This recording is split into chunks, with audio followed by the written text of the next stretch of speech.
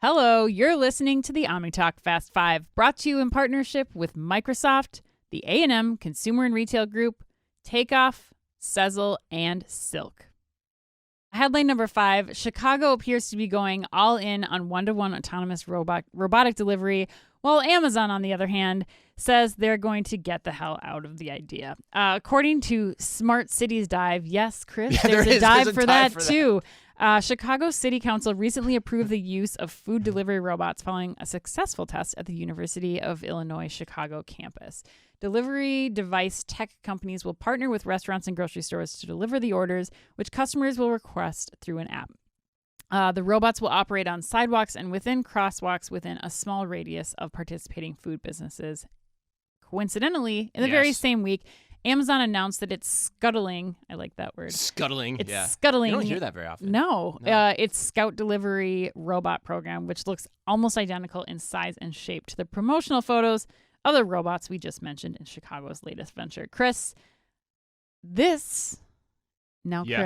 They do look identical, by the way. Like, They do. I literally can't tell them apart. I know, Like, I I was cannot. like, whoa, those aren't the same things.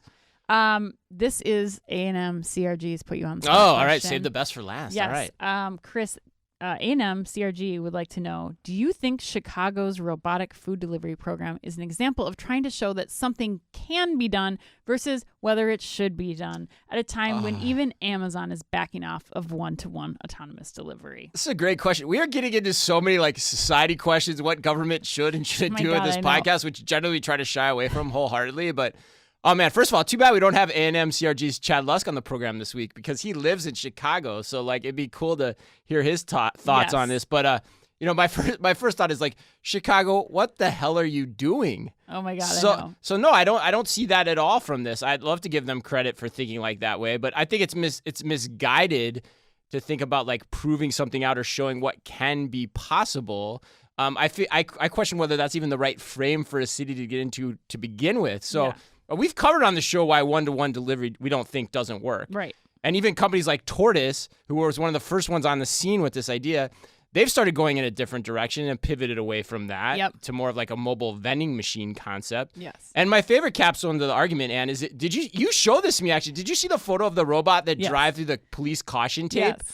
At the scene of an accident? Yeah. Like that was absolutely hilarious. So like they don't have this stuff figured out. Oh my gosh. College campuses are one thing, but having this ready for Chicago prime time on city streets is another thing entirely. So my last question is this, Ann. This is how I think about it. Like, why would taxpayers want their money to go to robotics companies over delivery drivers? It makes no sense to me. And why do Chicago city officials why do the officials that approve this idea think they know more about this than Amazon does at the end of the day? I mean, it's just downright laughable. Well, inexcusable, actually. Especially when, like in that same article, they were talking about how, the biggest concern here is vandalism and theft of the robots. And you're like, your point is so brilliant when you're like, as a Chicago taxpayer, like with all of the issues going on in Chicago right now, like the fact that this much amount of money is being dedicated to these robots, it's like, it makes me want to take one of those robots and chuck it at the that wall. probably will happen, actually. It's a great point.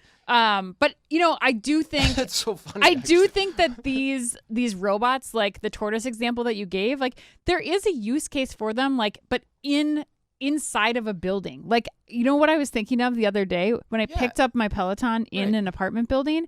And remember the grocery carts? Have you ever lived in an apartment building where like you're hauling all your stuff, right? You got the old school grocery cart that somebody stole from like the local grocery store.